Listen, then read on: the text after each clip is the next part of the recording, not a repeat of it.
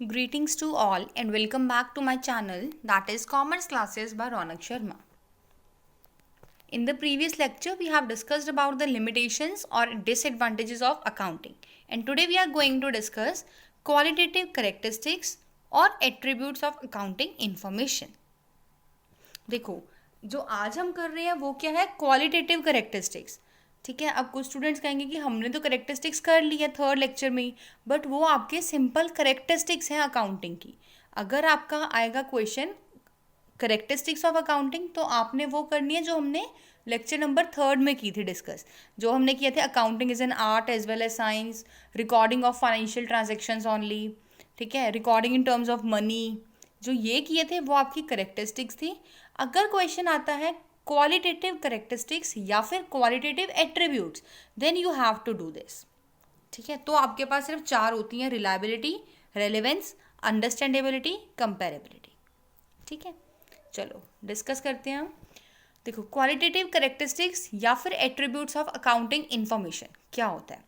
Accounting information should be prepared and presented in such a way that it is able to depict a clear and orderly view of the business enterprise. देखो, accounting information इस तरह से आपको prepare या present करनी चाहिए कि क्या वो करे, डिपिक्ट करे, या वो इस एबल होनी चाहिए कि वो आपको आपके बिजनेस का क्लियर और ऑर्डरली व्यू शो करे. ठीक है, मीन्स आपकी जो अकाउंटिंग इंफॉर्मेशन होनी चाहिए आपको इस तरह से उसे प्रिपेयर करना है या फिर प्रेजेंट करना है वेरियस इंटरेस्टेड पार्टीज़ के सामने कि वो आपको आपके बिजनेस का एक क्लियर व्यू दे पाए. मतलब कितने परचेजेस हुए हैं, ठीक है, कितनी सेल्स हुई हैं, कितने प्रॉफिट्स हैं, क्या फाइनेंशियल पोजीशन है, पहले आपकी क्या परफॉर्मेंस थी, करंट में क्या है. तो ये बहुत ही क्लियर और ऑर्डरली व्यू दे पाए, वैसी होनी चाहिए आपकी अकाउंटिंग इन्फॉर्मेशन. ठीक है, following characteristics of accounting information make it more useful for its users. अब वो हमारे 4 एट्रीब्यूट्स हैं हमारे पास. ठीक है, क्वालिटेटिव नेचर के हैं, जो reliability, relevance, understandability and comparability. ठीक है, let's discuss all these 4 points one by one in detail. First comes reliability. देखो, रिलायबिलिटी का मतलब क्या होता है, जिसके ऊपर आप ट्रस्ट कर सकते हो. ठीक है, विश्वास लायक. ठीक है, आपकी अकाउंटिंग इन्फॉर्मेशन भी ऐसी होनी चाहिए जिसके ऊपर बाकी जो आपकी इंटरेस्टेड पार्टीज है वो रिलाई कर सके, ट्रस्ट कर सके. ठीक है, accounting information must be reliable. ठीक है, रिलायबिलिटी का देखो मतलब क्या होता है. Reliability implies that the information must be factual and verifiable. मतलब जो आप अपने अकाउंट्स में रिकॉर्ड कर रहे हो इंफॉर्मेशन को या ट्रांजेक्शन्स को, वो कैसी होनी चाहिए, आपकी फैक्चुअल होनी चाहिए, फैक्ट्स के ऊपर बेस्ड होनी चाहिए, और वो ऐसे हो जिसे आप वेरीफाई भी कर सको. लाइक अगर आपने ये कहा है कि मैंने परचेजेस की हैं 10 लाख रुपीज़ की, तो आपके पास उसके रिगार्डिंग प्रॉपर बिल्स होने चाहिए, इनवॉइसेस होनी चाहिए. ठीक है, जिसको आप वेरीफाई भी कर सको. क्योंकि without any proof, without any verification, आप ऑरली अगर किसी को बोल दो मैंने इतने की इन्वेस्टमेंट की है, इतने रुपीज़ के मैंने सेल्स की हैं, या मैंने इतने रुपीज़ के परचेजेस की हैं, तो उसके ऊपर कोई भी रिलाई नहीं करेगा, राइट. तो हर कुछ क्या मांगता है, प्रूफ मांगता है. तो आपको क्या करना चाहिए, अपने अकाउंट से प्रिपेयर करोगे, वो कैसी होनी चाहिए, उसके अंदर जो इन्फॉर्मेशन है रिलायबल. और रिलायबल तब होगी जब वो किसके ऊपर बेस्ड होगी, फैक्ट्स के ऊपर, और वेरीफाइबल होगी, मतलब आप उसे वेरीफाई कर सकते हो. ठीक है, अब आप अकाउंटिंग इंफॉर्मेशन को कब बोलोगे कि वेरीफाइबल है in nature. The accounting information is said to have a verifiability if such information can be verified from source documents such as cash memos, purchase invoices, correspondence agreements, property deed and other similar documents. ठीक है, जो ये हमें documents given है, अगर इनके regarding, इनके context में आप अपनी इंफॉर्मेशन को वेरीफाई कर सकते हो, only then you are able to set that your accounting information is verifiability. या फिर हम बोल सकते हैं accounting information is said to have a verifiability if such information can be verified from source document. जो आपके source documents हैं, अगर आप उनके साथ उन्हें अपना वेरीफाई कर सकते हो, तभी वो आपकी reliable information होगी. Verifiability ensures the truthfulness of the recorded transactions, which can be independently checked by anyone interested to ascertain the true position. देखो, वेरीफाइबिलिटी का मतलब क्या होता है? वेरीफाइबिलिटी आपको इंश्योर करता है क्या चीज़? Truthfulness of the recorded transactions. Means अगर आपकी जो इंफॉर्मेशन है वो वेरीफाइबल है, मतलब आप उसे वेरीफाई कर सकते हो अगर सोर्स डॉक्यूमेंट्स के साथ, तो वो क्या होगा, आपको हेल्पफुल होगी ये चेक करने के लिए कि आपकी ट्रू पोजीशन क्या है। But if the source documents are not available, the accounting information disclosed by profit and loss account and balance sheet will not capable of being verified and it would imply that it cannot be relied on. लेकिन अगर आपके पास source documents available नहीं है, means आपने purchases की but उसके context में आपके पास बिल्स नहीं है, प्रॉपर इन्वॉइसेस नहीं है, रिसीट्स नहीं है, तो आपके जो अकाउंटिंग इंफॉर्मेशन डिस्क्लोज हो रही है ना प्रॉफिट एंड लॉस अकाउंट के अंदर या फिर जो बैलेंस शीट में डिस्क्लोज हो रही है, वो आपकी वेरीफाइबल नेचर की नहीं है, आप उसे वेरीफाई नहीं कर सकते। क्यों? क्योंकि आपके पास सोर्स डॉक्यूमेंट्स ही नहीं है और ऐसी इंफॉर्मेशन के ऊपर आप कभी भी रिलाई नहीं कर सकते हो। ठीक है, तो आई होप रिलायबिलिटी क्लियर होगा कि आपकी अकाउंटिंग इन्फॉर्मेशन कैसी होनी चाहिए, रिलायबल इन नेचर, जिसके ऊपर आप क्या कर सको, ट्रस्ट कर सको। और रिलायबल कब होगी? जब आपकी अकाउंटिंग इन्फॉर्मेशन या जो भी आपने ट्रांजेक्शन्स शो करी हैं, रिकॉर्ड करी हैं, आप उन्हें वेरीफाई कर सकते हो फ्रॉम द सोर्स डॉक्यूमेंट्स। ठीक है, सेकेंड कम्स रेलेवेंस। देखो, रेलेवेंस का मतलब क्या होता है? इंपॉर्टेंट। आपने क्या करना है, अकाउंटिंग इन्फॉर्मेशन में सिर्फ और सिर्फ वही चीज़ों को रिकॉर्ड करना है जो बिजनेस के लिए रेलिवेंट हैं, इम्पॉर्टेंट हैं। ठीक है, मटेरियल होती हैं, जो मटेरियल का मतलब भी ना इम्पॉर्टेंट होता है। ठीक है, और जितनी भी इररेलेवेंट थिंग्स होंगी, अननेसेसरी थिंग्स होंगी, आप उन्हें क्या करोगे, इग्नोर कर दोगे, आप उसे रिकॉर्ड नहीं करोगे फाइनेंशियल स्टेटमेंट्स में। ठीक है, चलो देखो क्या लिखा है, relevance. Accounting information depicted by the financial statements must be relevant to the objective of the enterprise. जो भी आपने अकाउंटिंग इंफॉर्मेशन मेंटेन करी है, रिकॉर्ड करी है अपने फाइनेंशियल स्टेटमेंट्स के अंदर, वो कैसी होनी चाहिए? Relevant to the objective of enterprises. ठीक है, unnecessary and irrelevant information should not be included in financial statements. जितनी भी आपकी अननेसेसरी या फिर जो इररेलेवेंट इंफॉर्मेशन होगी, आप उसे कभी भी अपनी फाइनेंशियल स्टेटमेंट्स के अंदर रिकॉर्ड नहीं करोगे।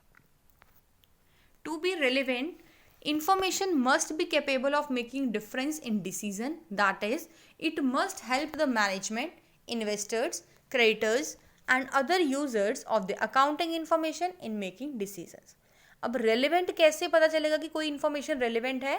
तो जो भी information आपके लिए helpful होती है, अब आपके लिए मतलब जितनी भी interested parties होती हैं, ठीक है, अगर उन्हें help करती है किसी भी टाइप का डिसीजन लेने में, ठीक है, तो आप बोल सकते हो कि हमारी इंफॉर्मेशन कैसी है, रेलिवेंट है।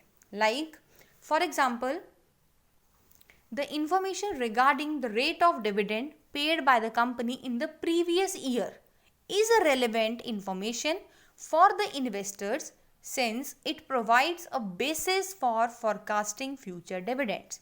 देखो, कोई XYZ कंपनी है, ठीक है, आपने उसमें इन्वेस्टमेंट्स करनी है, तो जो कंपनी के प्रीवियस डिविडेंड का रेट होगा ना, मतलब पहले कंपनी क्या रेट से डिविडेंड देती थी अपने शेयर होल्डर्स को, वो एक रेलेवेंट इंफॉर्मेशन बन जाती है पोटेंशियल इन्वेस्टर्स के लिए। क्यों? क्योंकि उस rate, previous rate of dividend के बेसिस पे वो एक एस्टिमेट लगा सकते हैं कि कंपनी अब अपने इन्वेस्टर्स को, पोटेंशियल इन्वेस्टर्स को फ्यूचर में किस रेट के डिविडेंड देगी। ठीक है, अब अभी मैंने एक वर्ड यूज़ किया था, पोटेंशियल इन्वेस्टर्स। पोटेंशियल इन्वेस्टर्स वो इन्वेस्टर्स होते हैं जो अभी आपके करंटली इन्वेस्टर्स नहीं हैं बट फ्यूचर में वो बन सकते हैं। ठीक है, आप फ्यूचर इन्वेस्टर्स बोल सकते हो जिसे। Next one is understandability. अब नेम से देखो क्लियर हो रहा है, ऐसी अकाउंटिंग इन्फॉर्मेशन होनी चाहिए जो कि ईजिली अंडरस्टैंडेबल हो। अब ऐसा नहीं हो कि आपने बहुत ही कॉम्प्लेक्स अकाउंट्स बना दिए हैं तो आपके किसी को भी समझ नहीं आ रहे, ऐसे नहीं होने चाहिए। जो भी आप अकाउंट्स रिकॉर्ड मेंटेन करते हैं वो इस तरह से होने चाहिए, प्रेजेंट और प्रिपेयर्ड, बहुत ही सिंपल लैंग्वेज हो, लॉजिकल मैनर में आप उसे करो कि जिसे हर कोई पर्सन, हर कोई मतलब जितने भी इंटरेस्टेड यूजर्स होते हैं ना, उसे ईजिली अंडरस्टैंड कर सके। ठीक है, देखो क्या लिखा हुआ है, accounting information should be presented in such a simple and logical manner that they are understood easily by their users such as investors, lenders, employees, etc. A person who does not have any knowledge of accounting terminology should also be able to understand without much difficulty. देखो आपके accounts ना या accounting information इस तरह से present होनी चाहिए या प्रिपेयर्ड होनी चाहिए कि जो एक ऐसा लेमैन पर्सन जिसे अकाउंटिंग टर्मिनोलॉजी के बारे में ही नहीं पता, ठीक है, अगर आप उसे हल्का सा एक आइडिया दो तो आपकी बात को वो समझ सके, आपके अकाउंट्स को देख के वो आइडिया लगा सके विदाउट एनी डिफिकल्टी. ठीक है. A person who does not have any knowledge of accounting terminology should also be able to understand them without much difficulty. And last one is comparability.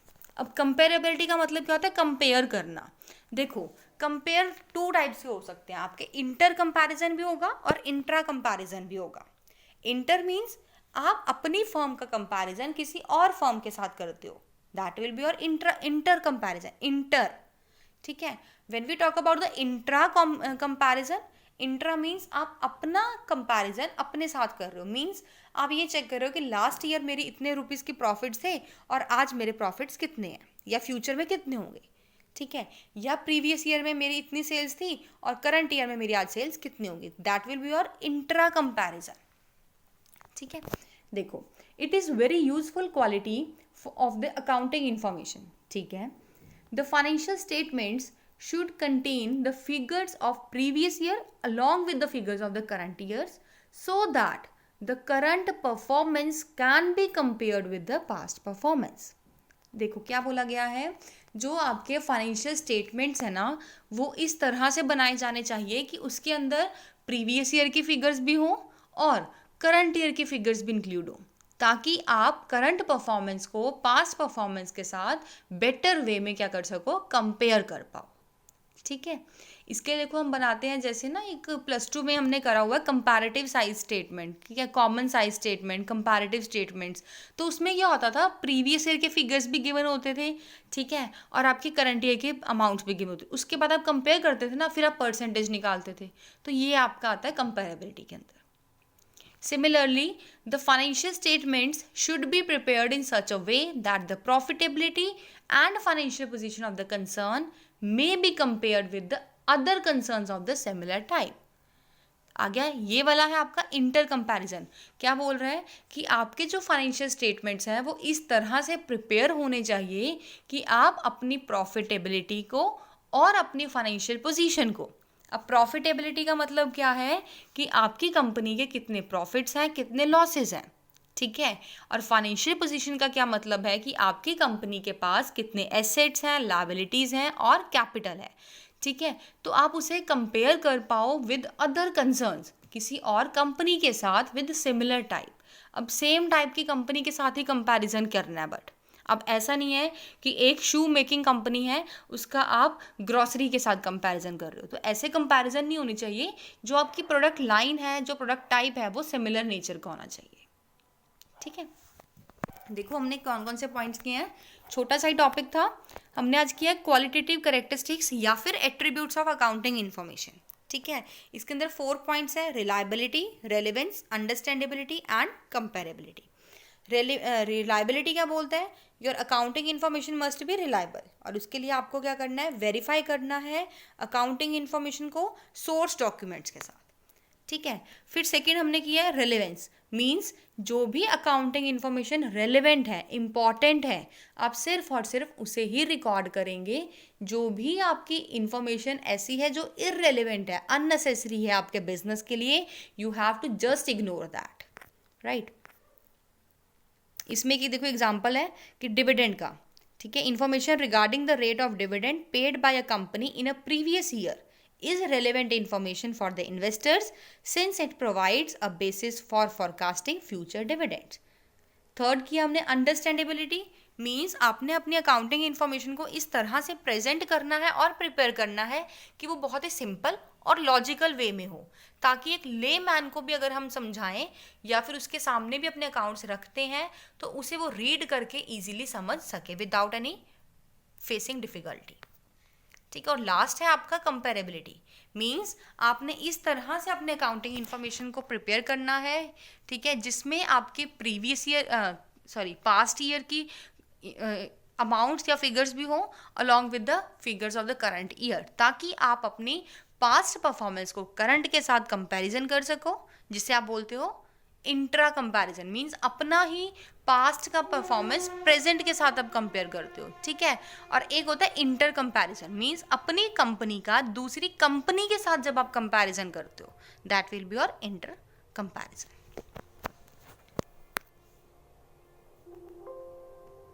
I hope you like this video. Thanks and have a wonderful day. And if you really like it, then please like and share the video, and don't forget to subscribe the channel for the notification of the latest upcoming videos.